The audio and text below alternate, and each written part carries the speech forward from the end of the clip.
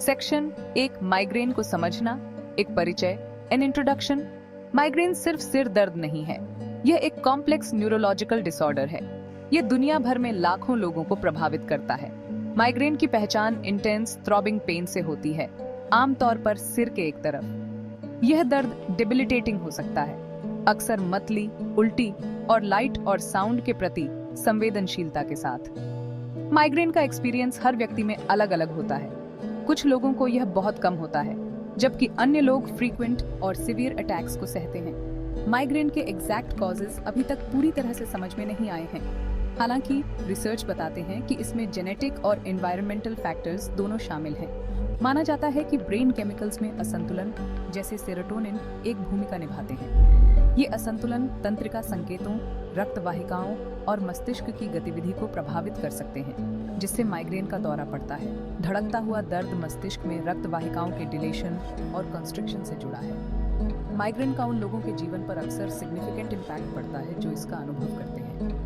वे daily activities, काम और सामाजिक जीवन को बाधित कर सकते हैं। माइग्रेन की अनप्रेडिक्टेबल नेचर तनाव और चिंता को बढ़ा देती है।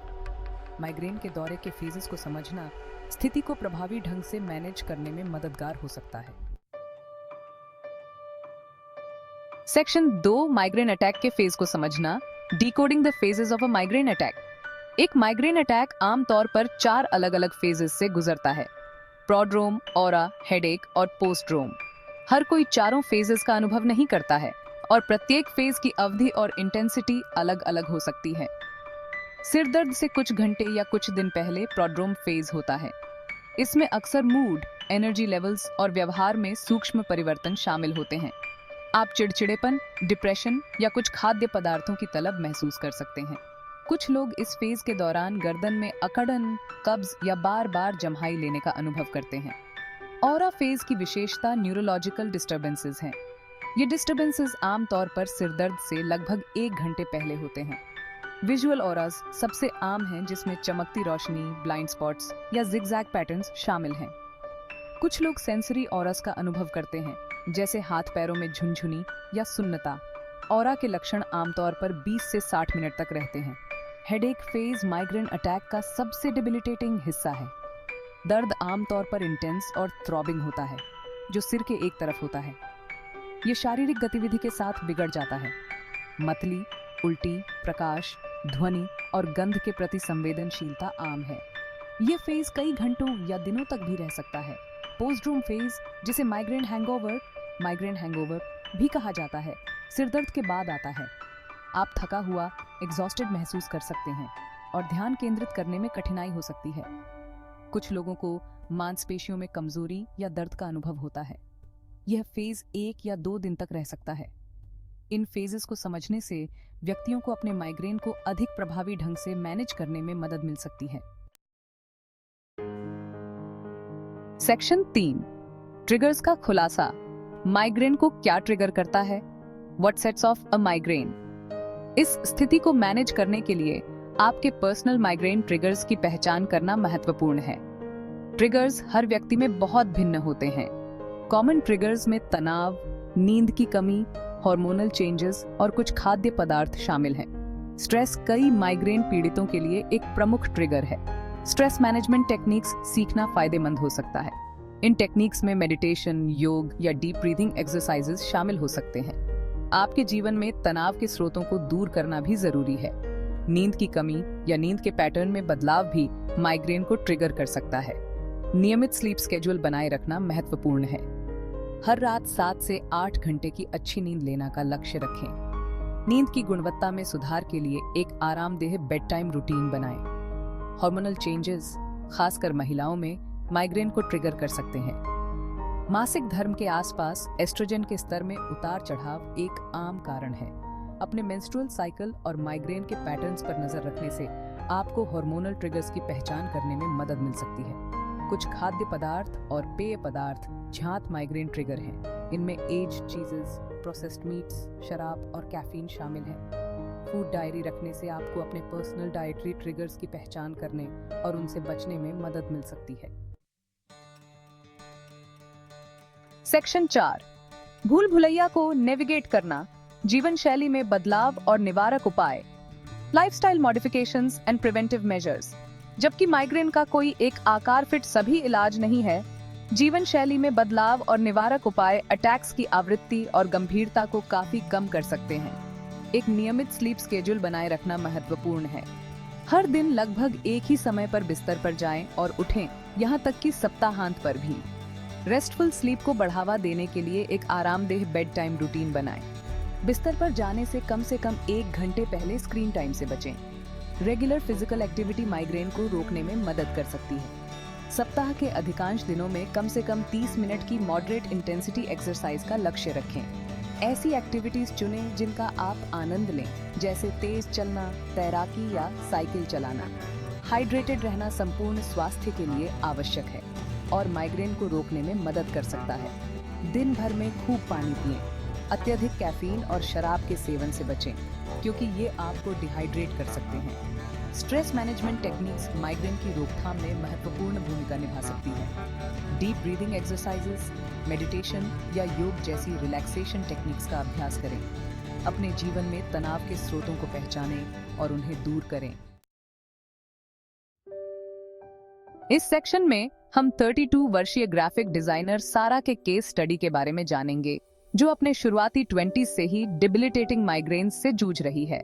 सारा के माइग्रेन, जो अक्सर तनाव, नींद की कमी और कुछ खाद्य पदार्थों जैसे रेड वाइन और एज्ड चीज से शुरू होते थे, उसके सिर के एक तरफ धड़कते हुए दर्द के रूप में प्रकट होते थे। यह इंटेंस पेन ने उसे काम करने, सोशलाइज करने या अपनी छोटी बेटी की देखभाल करने में भी असमर्थ बना दिया, जिससे उसके जीवन पर सिग्निफिकेंट इम्पैक्ट पड़ा। उसे ऐसा लग रहा था जैसे वह अपने परिवार और दोस्तों के साथ कीमती पलों को गंवा रही है। उसका काम प्रभावित हुआ और अगले अटैक की निरंतर चिंता उसके जीवन में बड़ी होती गई।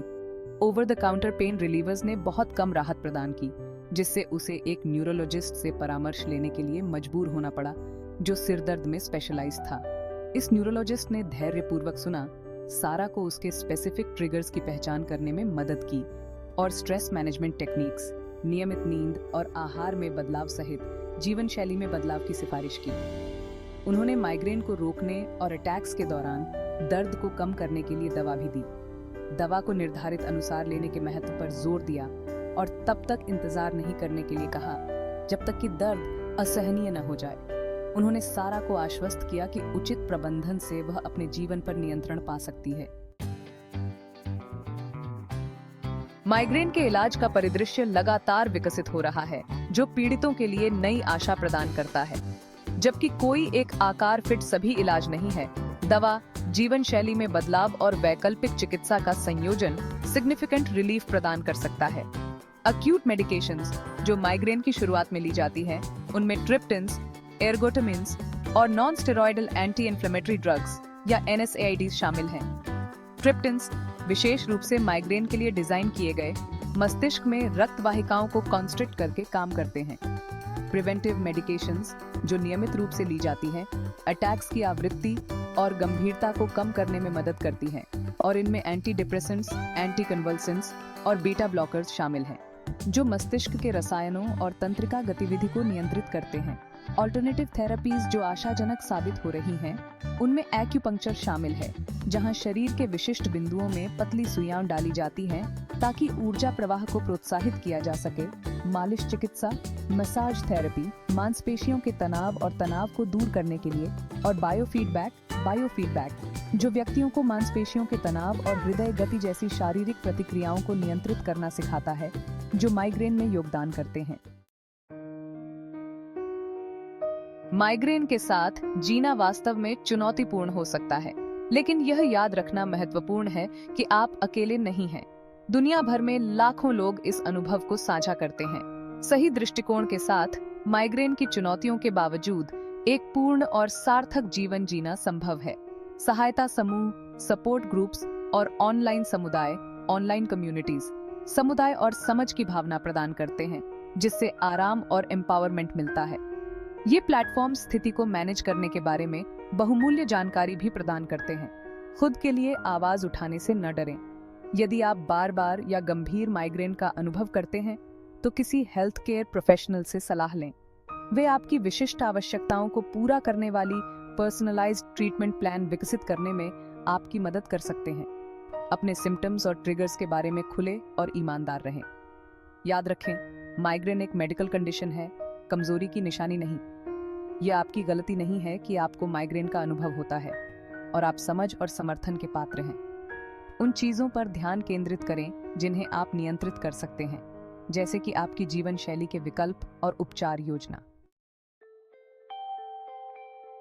माइग्रेन के साथ जीना एक भूल भुलैया को नेविगेट करने जैसा लग सकता है, लेकिन आशा है, इस न्यूरोलॉजिकल डिसऑर्डर की जटिलताओं को समझकर, अपने ट्रिगर्स की पहचान करके और नवीनतम उपचार विकल्पों की खोज करके आप अपने जीवन पर नियंत्रण पा सकते हैं। याद रखें कि माइग्रेन के साथ हर व्यक्ति का अनुभव अलग होता है। एक व्यक्ति के लिए जो काम करता है वह दूसरे के लिए काम नहीं कर सकता है।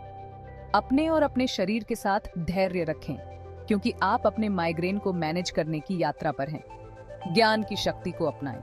आप माइग्रेन के बारे में जितना अधिक समझेंगे, आप अपने स्वास्थ्य के बारे में सूचित निर्णय लेने के लिए उतने ही बेहतर ढंग से सुसज्जित होंगे। नवीनतम शोध और उपचार विकल्पों के बारे में जानकारी प्राप्त करते रहें। सबसे महत्वपूर्ण बात, कभी भी उम्मीद मत छोड़ो। सही दृष्टिकोण और समर्थन से आप माइग्रेन की चुनौतियों के बावजूद एक पूर्ण और सार्थक जीवन जी सकते हैं। आप अपने विचार से अधिक मजबूत हैं, और आप इस स्थिति की दुर्बल पकड़ से मुक्त जीवन जीने के लायक हैं।